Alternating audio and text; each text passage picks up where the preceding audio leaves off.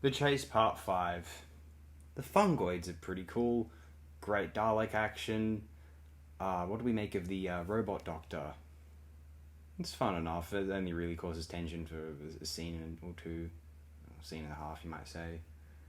And then, of course, we have the doctor trying to convince the Daleks off screen that he's the robot and then kind of scurrying back before they can exterminate him. Most of this happens off screen. It's a pretty fun episode 5.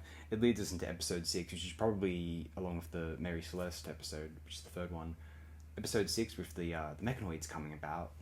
That's probably as exciting as the chase gets. I like the mechanoids more as a... We'll get to the mechanoids. I'm wondering here, should I read out the critical response to this episode? It's going to talk about the mechanoids. May as well. At the BBC Programme Review Board, after the first episode's broadcast, controller of television programmes Hugh Weldon noted dissatisfaction at the Daleks' brief appearance. Newman assured that they would appear in the following 5 episodes. 2 weeks later, Weldon restated his appreciation of the serial after the 4th episode. Philip Purser of the Sunday Telegraph described the show as a ramshackle old serial these days, and noted that the Daleks were fast losing their ancient menace, criticising their accents. Director of television Kenneth Adam thought that the inclusion of Dracula and Frankenstein's monster was an embarrass de riches. And an audience... I can't help but agree with that, to be honest. An audience report prepared on the 4th episode determined that the show was very entertaining and refreshingly different from the usual run of stories, praising the combination of science fiction and horror and the performances of the regular cast.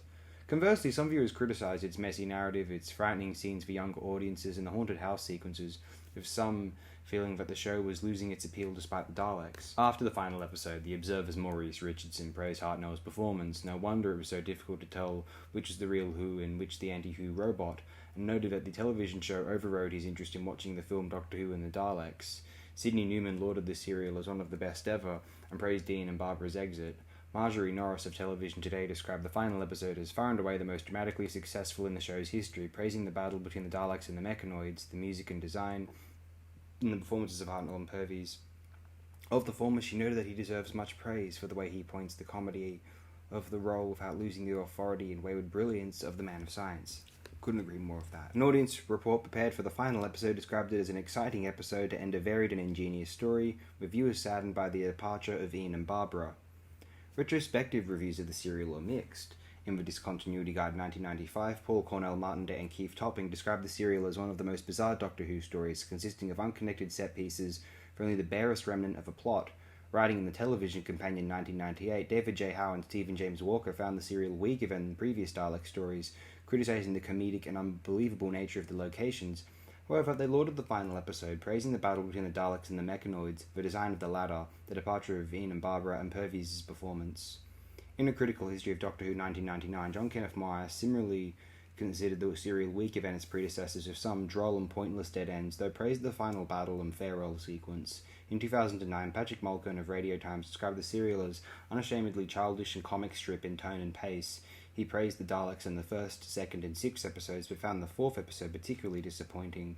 In 2010, Den of Geeks' Cliff Chapman similarly considered the final episode the strongest, describing Hartnell's performance as powerful, but otherwise noted that each viewer's appreciation of the episode will depend on how you view budget-squeezed, shambolically directed, Terry Nation scripted romps.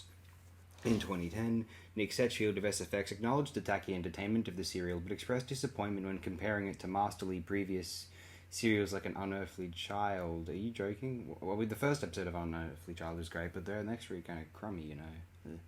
He found it an improvement over the Space Museum. Well, that's another case. Episode 1 of the Space Museum is genius. The rest of it's kind of air. Only because it's powered by demented, ramshackle energy that never allows for boredom. Writing for Doctor Who magazine, Graham Kibble-White believed that the comedy undermined the Daleks and wrote that the serial suffers from structural oddities, as well as the unconvincing android Doctor. However, Kibble-White praised the mechanoids in the main cast, feeling that Ian and Barbara's departure positively negates the preceding 6 episodes of Tom Guffery. John Sinnott of DVD Talk found that the story's unusual structure worked to its benefit. Total Sci-Fi Online's Jonathan Wilkins likened the serial to pop art. And felt that only an utter grouch could dislike a Doctor Who story as zany and iconic as The Chase. I give The Chase kind of a decent... Let's see if I had to put this down to numerals. I'd give it a 6 out of 10. He highlighted the character work concerning Ian and Barbara and the sense of epic science fiction that is only slightly betrayed by the ever-present problems of budget. In 2012, SFX's Steve O'Brien named the haunted house sequence and the android doctor among the silliest moments in the show's history, though Will Salmon considered Ian and Barbara's departure as among the best of any companion. In 2021, Den of Geeks' Andrew Blair echoed the latter sentiment. I think that's enough for now. Tune in next time if you're so inclined for AOD's Classic Doctor Who Retrospective. We'll be discussing episode 6 of Chase, the battle between the Daleks and the Mechanoids. We'll give an overall assessment of the serial from my perspective. Thanks again, my friends.